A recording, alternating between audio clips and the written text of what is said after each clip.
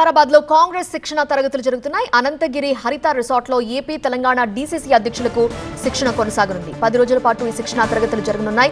కాసేపట్లో వికారాబాద్ కు CM Revanth Reddy వెళ్లనున్నారు. DCC అధ్యక్షుల శిక్షణ తరగతుల్లో పాల్గొంటారు. ఈ కార్యక్రమానికి మీనాక్షి నటరాజన్ తో పాటు టీపీసీసీ చీఫ్ మహేష్ కుమార్ గౌడ్ కూడా పాల్గొంటారు.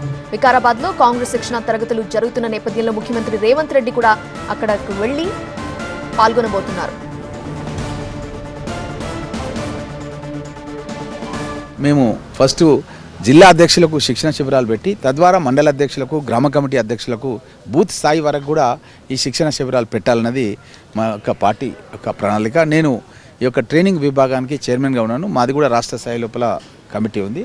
నా అధ్యక్షతనే ఈ కార్యక్రమం కొనసాగుతుంది. మేము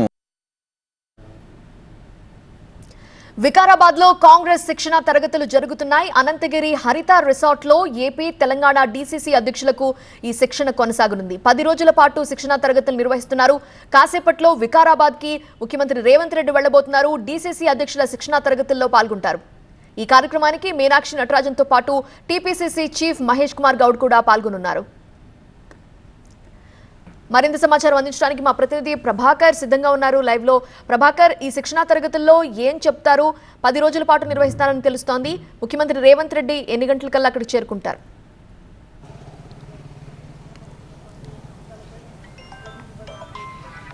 దేశవ్యాప్తంగా కాంగ్రెస్ పార్టీ జిల్లా అధ్యక్షుల ట్రైనింగ్లో భాగంగా వికారాబాద్లో 2 రాష్ట్రాలకు సంబంధించిన శిక్షణ కార్యక్రమాన్ని చేపడుతున్నారు. హరిత రిసార్ట్స్లో ఈ శిక్షణ కార్యక్రమం జరగబోతుంది. కాసేపట్లో సీఎం రేవంత్ రెడ్డి కూడా ఈ శిక్షణ తరగతులకు హాజరై ఇనాగ్రల్ సెషన్లో పాల్గొనబోతున్నారు. దాంతోపాటుగా కంక్లూజన్ సెషన్లో రాహుల్ గాంధీతో పాటు మల్లికార్జున్ ఖర్గే, కేసీ వేణుగోపాల్ కూడా పాల్గొనబోతున్నారు. 2 రాష్ట్రాలకు సంబంధించిన ప్రతి జిల్లాకు చెందిన డీసీసీ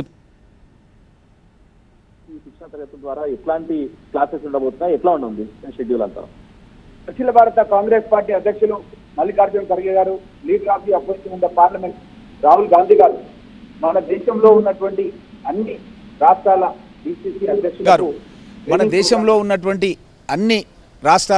డీసీసీ అధ్యక్షులకు ట్రైనింగ్ ప్రోగ్రాం పెట్టి వచ్చే పార్లమెంట్ ఎన్నికల కల్లా, అదేవిధంగా నెక్స్ట్ జరగబెట్టేటువంటి కొన్ని రాష్ట్రాల్లో ఎన్నికలు కూడా జరగాల్సినవి ఉన్నాయి శాసనసభకు.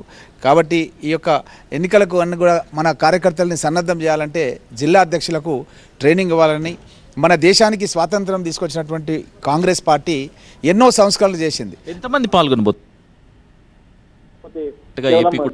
డీసీసీ ప్రెసిడెంట్స్ వరకే పరిమితం. 77 జిల్లా అధ్యక్షులు ఈ ట్రైనింగ్ ప్రోగ్రామ్ లో పాల్గొంటున్నారు. ఆంధ్రప్రదేశ్, తెలంగాణ 2 రాష్ట్రాలకు